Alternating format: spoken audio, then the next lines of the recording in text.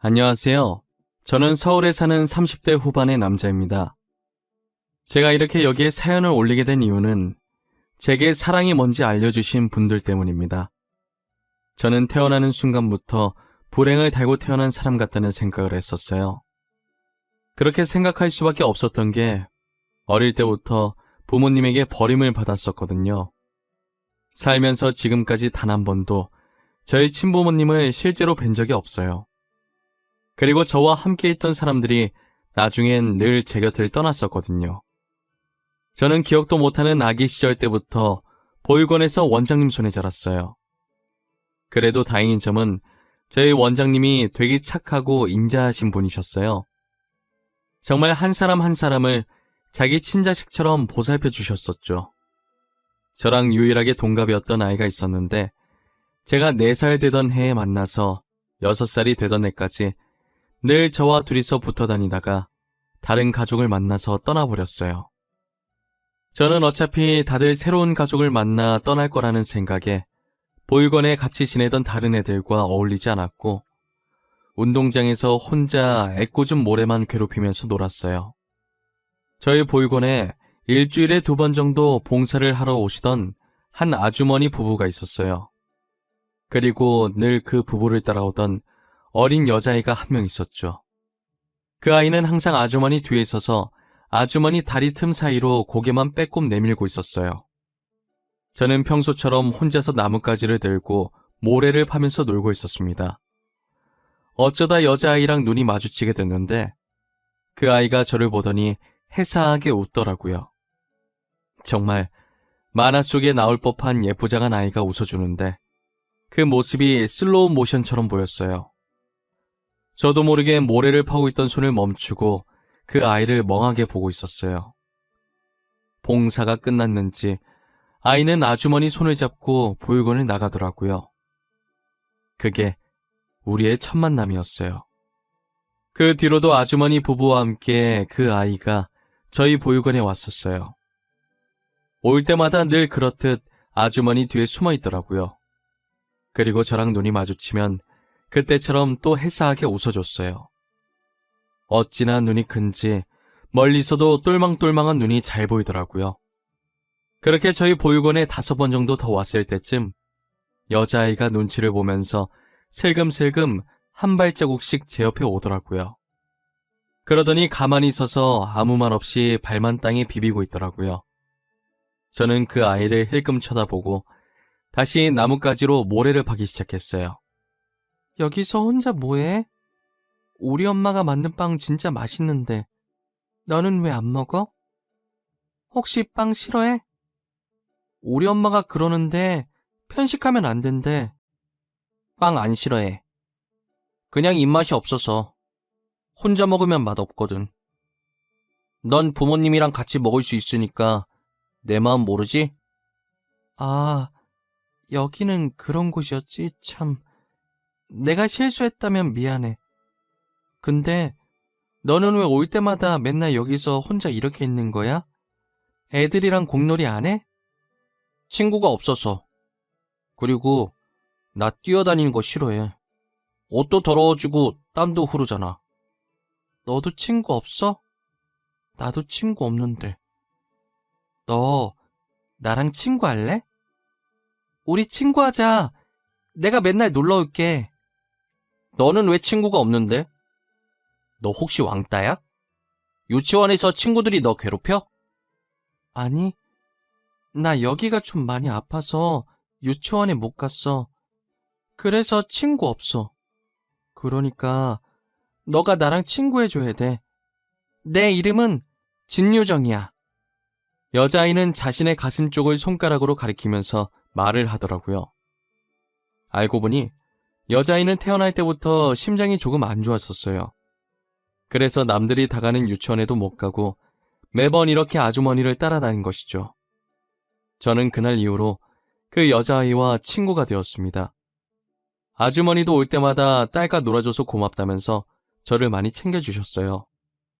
그 여자아이는 보육원에 오면 양손에 빵을 쥐고 바지주머니 양쪽엔 조그만 우유를 넣어서 해맑게 웃으면서 제게 달려와서 빵과 우유를 나눠주고 옆에서 같이 먹었어요. 그리곤 지금은 빵 맛이 어떠냐고, 맛있냐고 물어봐 주었죠. 아마도 혼자 먹으면 맛없다는 제 말을 계속 신경 쓰고 있었나 봐요. 제가 맛있다고 이제 안 물어봐도 된다고 해도 꼭 한 번씩 저렇게 물어봐 줬어요. 그렇게 1년이 흘러서 그 아이와 저는 초등학교에 들어갈 나이가 되었고, 아주머니가 학교에 부탁을 해서 저와 그 아이는 같은 반이 되었습니다. 선생님들은 그 뒤로 따로 부탁을 하지 않았는데도 매년 저와 그 아이를 같은 반으로 붙여주셨어요. 덕분에 저희 둘은 초등학생 내내 떨어져 있었던 적이 없었어요. 그리고 중학생이 되던 해에 그 여자아이가 어디론가 사라진 거예요. 동네 사람들 말을 들어보면 심장이 갑자기 안 좋아져서 급하게 수술을 하러 서울에 있는 대학병원에 갔다고 하더라고요. 수술만 받고 다시 돌아올 줄 알았는데 아예 이사를 간 것 같았어요. 그래서 저는 그 뒤로 그 아이의 소식을 들을 수가 없었죠. 그 아이가 사라진 뒤로 저는 중학생 시절 내내 고아라는 이유로 늘 혼자였어요. 제가 고등학생이 되었을 때 사춘기가 왔고 반항심이라고 해야 할지 이상한 오기가 생겨서 그 아이를 찾아보려고 무작정 서울까지 올라갔어요. 일단 학교는 서울에서 다니기로 했지만 앞으로가 막막하더라고요. 무턱대고 온 것도 있고 애초에 제가 가진 게 하나도 없었거든요. 저는 먹고 자는 것을 해결하기 위해 학생이라는 걸 숨기고 알바를 했어요. 당일 지급해주는 알바를 하면서 찜질방 생활을 시작했었죠. 바쁘게 살다 보니 그 아이를 찾을 시간 없더라고요. 만약에 제가 돈이 있었더라도 그 아이에 대해 아는 거라곤 이름뿐이라 찾기가 힘들었죠. 얼굴이 어떻게 바뀌었는지도 몰라서 정말 눈앞이 깜깜했어요. 그래도 불행 중 다행인 게 그 아이의 이름이 특이해서 쉽게 찾을 수 있을 것 같다는 생각도 했어요. 학교를 다니기 시작하자 바뀐 분위기에 정말 적응이 안 되더라고요. 제가 말하긴 민망하지만 중학생 때까진 얼굴에 여드름이 덕지덕지 났었는데 고등학교 들어가면서 여드름도 들어가고 알바하면서 살도 빠져서 얼굴이 점점 잘생겨지더라고요. 잘생겨져서 그런지 그렇게 노력해도 안 생기던 친구들이 아무것도 안 해도 알아서 생기더라고요. 하지만 저는 이미 혼자 지내는 생활이 익숙해져서 오히려 좋다고 들러붙는 친구들이 불편했어요. 그리고 제가 평일 주말 가리지 않고 알바를 하다 보니 잠을 잘 시간이 적었었죠.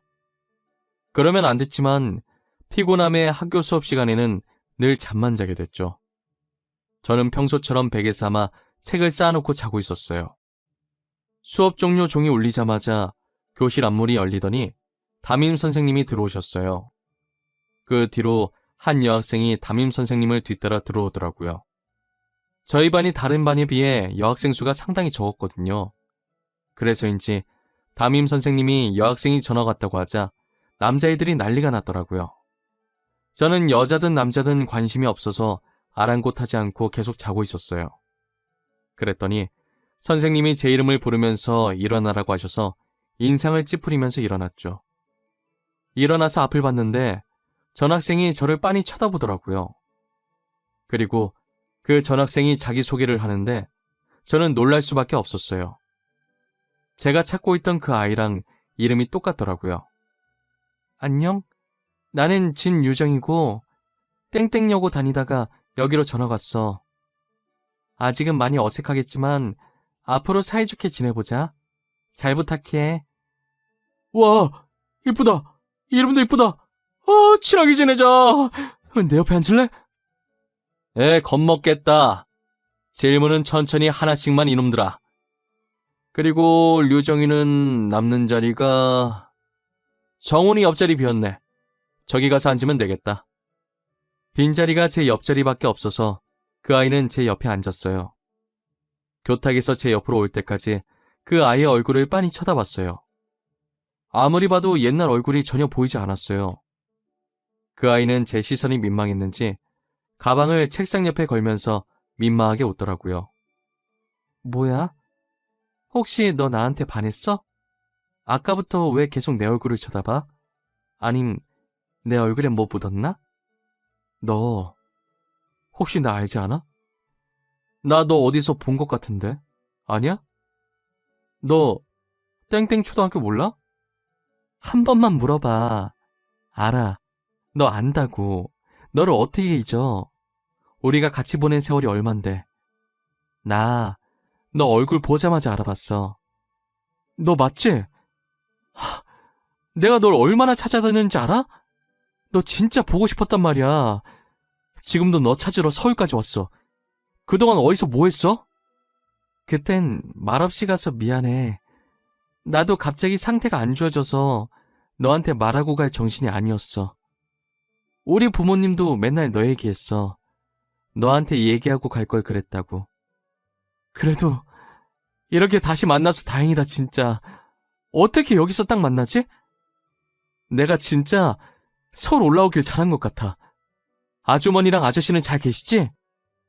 저희는 수업 시작 종이 울려서 간단하게 안부 인사만 하고 수업을 들었어요. 다시 예전처럼 둘이서 붙어 다니니 정말 어릴 때로 돌아간 기분이더라고요. 그리고 제가 찜질방에서 지내는 걸 알고 선뜻 자기 집으로 오라고 하더라고요. 저는 신세 지는 게 싫어서 괜찮다고 그냥 놀러만 간다고 했어요. 정말 오랜만에 아주머니와 아저씨 볼 생각에 신나 있었죠. 아주머니와 아저씨는 저를 보더니 양팔 벌려 반겨주시더라고요. 제가 잠시 화장실을 간 사이에 그 아이가 아주머니와 아저씨께 제 사정을 얘기한 것 같더라고요. 아주머니는 방 남는 거 있다고 거기서 생활하라고 하시더라고요. 저는 한사코 괜찮다고 했지만 아저씨까지 합세해서 당장 오늘부터 여기서 지내라고 하는 바람에 결국 두 손 두 발 다 들고 같이 살게 되었어요.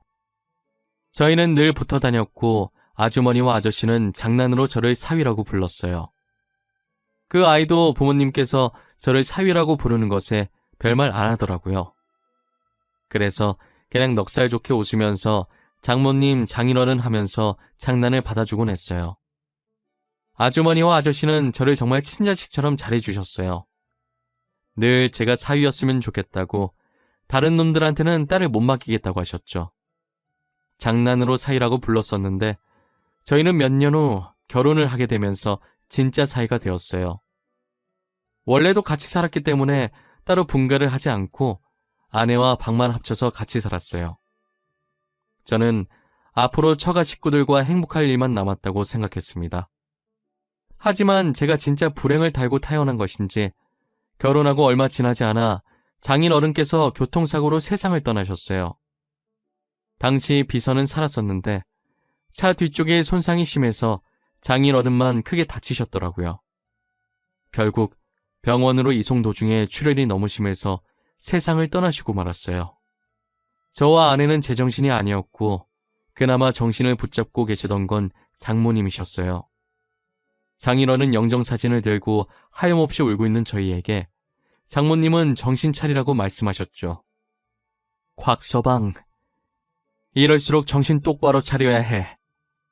죽은 사람은 죽은 사람이고 산 사람이라도 잘 살아야 하지 않겠어? 류정아, 너도 그만 울어. 장모님, 죄송해요. 저보다 장모님이 더 슬프실 텐데 앞으로 장인어른 목까지 열심히 살게요. 장모님이랑 우리 집사람 제가 평생 모시며 살게요. 우리 영감회사 앞으로 곽서방이 운영하게 될 거야. 그러니까 마음 단단히 먹고 있어. 너가 무너지면 회사도 무너진다. 알겠지? 장모님은 저희가 다시 마음을 다잡을 수 있도록 집에 가자마자 장인어른 사진을 다 치우셨더라고요. 장인어른이 살아계셨을 때 미리 작성했던 유언장에 따라 회사는 제가 운영하고 있어요. 성인 되자마자 장인어른 회사에서 일을 했기 때문에 제가 어느 정도 일을 쳐낼 수 있었어요. 하지만 불행은 한 번에 닥친다고 장모님께서 건강검진을 받으셨는데 간암 말기라는 결과가 나왔어요. 이미 손을 쓸 수 없을 정도로 진행이 많이 된 상태라고 하더라고요. 그리고 정밀 검사를 통해 장모님은 치매 초기 진단까지 받은 상황이었어요. 저희는 수술이 안 된다고 하니 이도저도 할 수 없었어요. 아내는 회사에서 중요한 프로젝트를 하고 있었고 저도 인수인계 받은 지 얼마 되지 않아서 정신이 하나도 없었어요. 거기다 코로나 때문에 병원 방문도 잘 못했더니 장모님의 치매 진행 속도가 빨라졌더라고요. 치매 환자분들은 가족들이 자주 안 오면 버림받았다고 생각을 한다더라고요. 저는 아내 보고 걱정하지 말고 프로젝트 잘 끝내라고 하고 직접 장모님을 보살피기로 했어요. 급한 게 아니면 유선상으로 비서한테 업무를 전달해서 일 처리를 했어요. 그래도 다른 치매 환자들 보면 난폭해지시는 분들도 계셨는데 저희 장모님은 다른 분들에 비해 되게 온순하신 편이었어요. 장모님은 하루 종일 창밖을 보면서 장인어른만 찾으시더라고요. 저는 차마 이 세상에 없다고 말할 수가 없어서 매번 잠시 어디 갔다고만 했어요. 장모님의 하루 일과는 반은 장인어른 찾기, 반은 잠자는 것이었어요. 제가 장모님 간병한 지 4개월 정도 됐을 때 낮에 잠시 장모님 주무시길래 장모님 손을 잡고 있다가 저도 모르게 잠이 들었는데 누군가 머리 쓰다듬는 느낌이 들더라고요. 그래서 살짝 고개를 들어봤는데 언제 일어나셨는지 장모님이 제 머리를 쓰다듬고 계셨어요. 장모님께서는 정말 오랜만에 멀쩡한 정신으로 제게 말을 거시더라고요. 정훈아, 맨날 곽서방 우리 사이 하다가 이름 정말 오랜만에 불러보네. 나 때문에 고생이 많지? 너네 안 힘들게 하고 싶었는데 내가 치매에 걸려서 힘들게 했네. 미안해. 아니에요. 하나도 안 힘들어요. 장모님 병간호는 100번이고 더 할 수 있어요. 그러니까 너무 미안해하지 마세요. 아프고 싶어서 아픈 게 아니잖아요.